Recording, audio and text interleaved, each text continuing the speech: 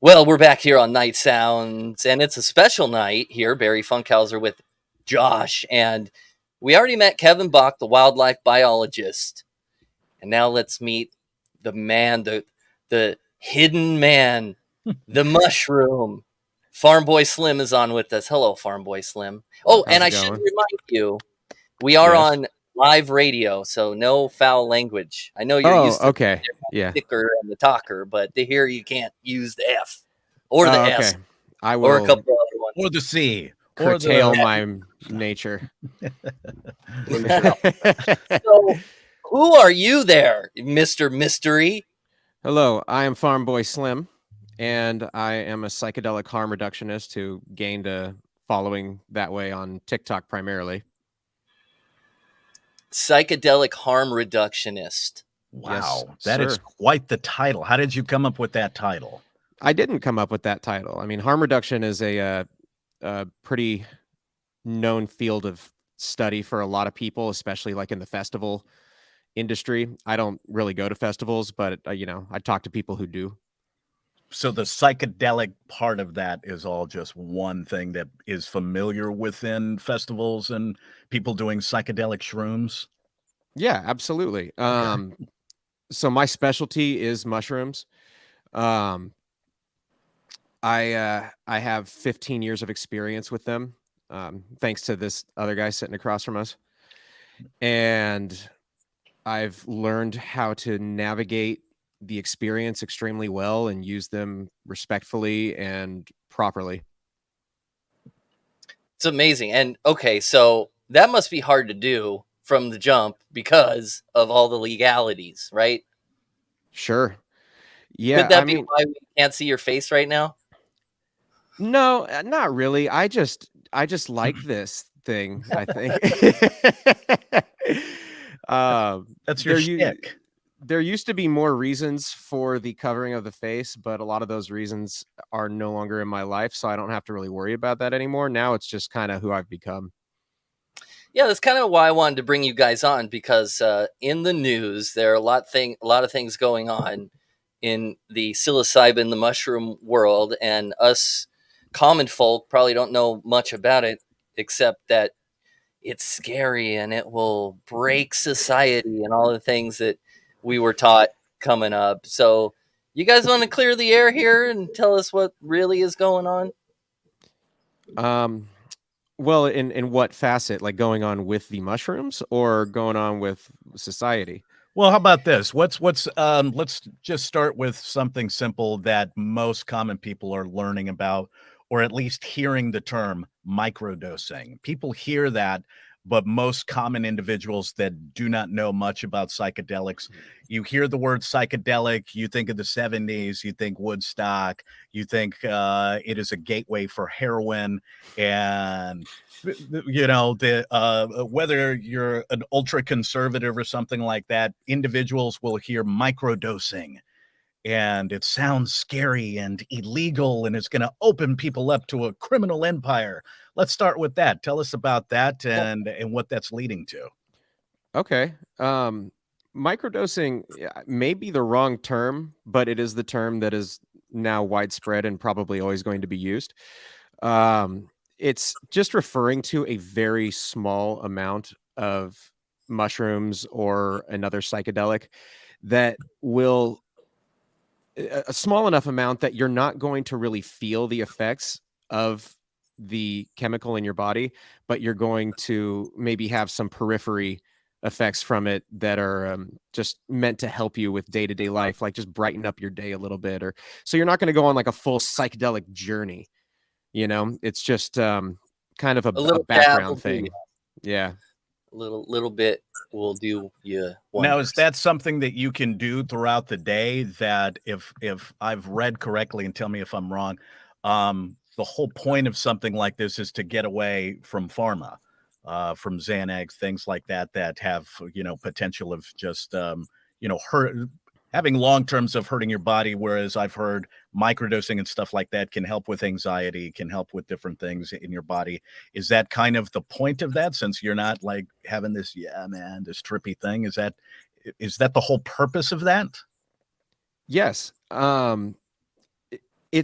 I mean, getting away from pharma, I don't know if that's the intention. I think it's more that people are finally, on a cultural scale, discovering that these psychedelics do have benefit in day-to-day life, and they have a lot of really extraordinary benefits that may be used to replace what pharmaceutical companies have been giving us. Yeah, I mean, let's get away from the Sackler family, please, immediately. Yeah. Jeez. Well, I wanted to bring you both on here because there's been so much news. The first one I wanted to bring up was this thing's happening in France. So I'm sure you guys have a way of determining what mushroom is what. Maybe the ones that you can put on your hamburger, and then the ones that you put in a tea, or different kinds of mushrooms. So I guess they don't know the difference in France because they're mixing them together, and there's some poisoning cases going on. Have you guys heard of that? Yeah, I just read an article about that recently. Yeah. Yeah. Kevin, what are your thoughts on what's going on over there? I mean, on a historical perspective, like mushroom identification has always been a tricky thing. I've always talked to Farm Boy about this, and there's two camps of people. There's mycophobes and mycophiles. There's people that love mushrooms, they're interested in them, and they're usually a minority. And then, you got a middle indifference of a lot of people. But then there's this other group of people, which is a large amount I've encountered in my experience, of people who don't understand mushrooms, or even if they are curious about them, wary. And there's reason to be. I mean, the fact is that you have people that are getting poisoned by this. And I mean, the article that you're in mentioning, do you want to show it, or like pick up? How about you read the headline? Because this is news to me about what's Oh going yeah, on. I think have I to can know more pop it about in this. here. Sure. Let me see if I can do that here, because that's a thing I can do, right, Josh? I can do that. Yep, you can do Okay. that. You can pull up that article. Let's get that going on here. Okay. Oh, So that's great. Food safety news. And it's saying that French mushroom poisonings are prompting a warning. French authorities have warned about wild mushroom consumption after seeing a spike in poisoning. They say that mushroom picking has started earlier this year, and because of that, intoxications are up. There's more than 250 cases recorded. And I don't think, like, this is probably a random rare occurrence because they probably found a bunch of mushrooms in, I think, Kevin, you were telling me off the air that there are certain patches in the world that grow mushrooms just normally in nature.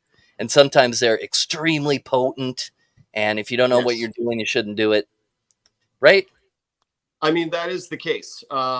I mean, in this, my question is, I heard the word intoxication. Are we talking about people getting poisoned, or by people that are accidentally ingesting psilocybin mushrooms and thinking that they're a gourmet mushroom? Is that what we're talking about? From the story, I believe so. Really? Yeah. Did it?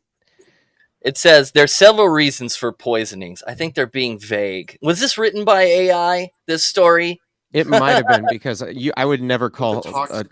psilocybin experience a poisoning. You can't die from it. So Yeah, the thing that's confusing me there about the intoxication is that usually refers to consumption of psilocybin mushrooms, and it's pretty hard to think that a psilocybin mushroom looks like a gourmet mushroom, because the vast majority of gourmet mushrooms that are out there look nothing like psilocybin mushrooms. So my assumption, and just kind of briefly reading a bit of that article, was that people are accidentally picking the wrong mushrooms, and that they're getting sick because they think they're a gourmet mushroom.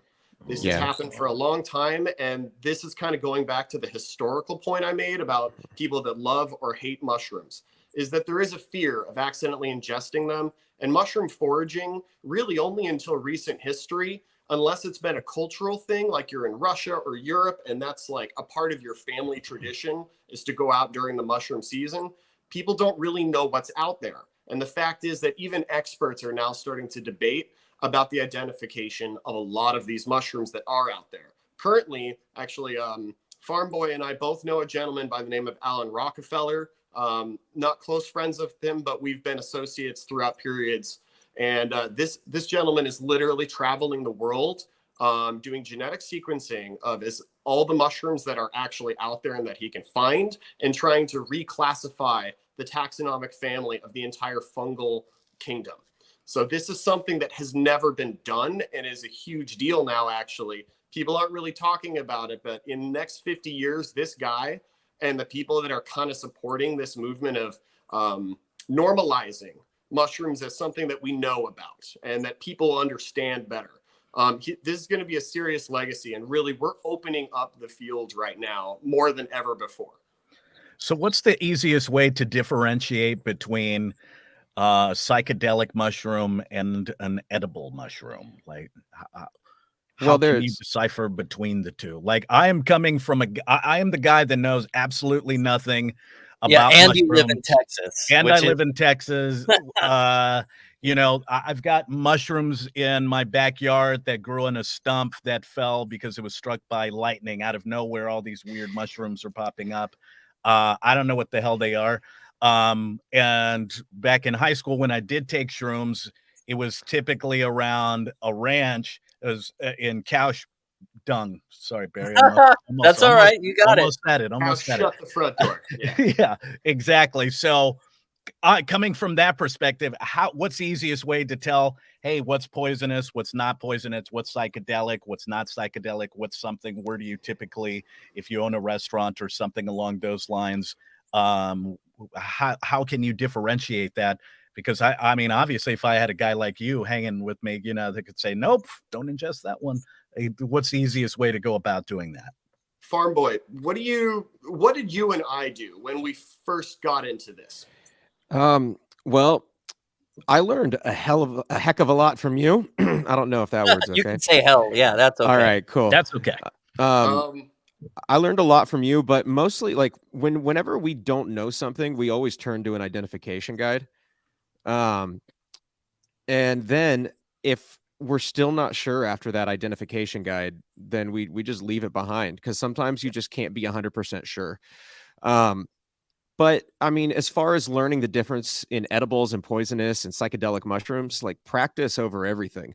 You know, nowadays there's certain mushrooms that, like the main ones that I find around here, I look at them and I'm just like, yeah, that's it. You know, I just know it when I see it. But still, you have to be careful. Like as far as psychedelic mushrooms go, there's two species that look very similar to psychedelic mushrooms, which from a quick glance, you could be like, oh, that's the psilocybin I'm looking for. But really it's like a deadly gallerina or a Pholiotena phalaris or something like that.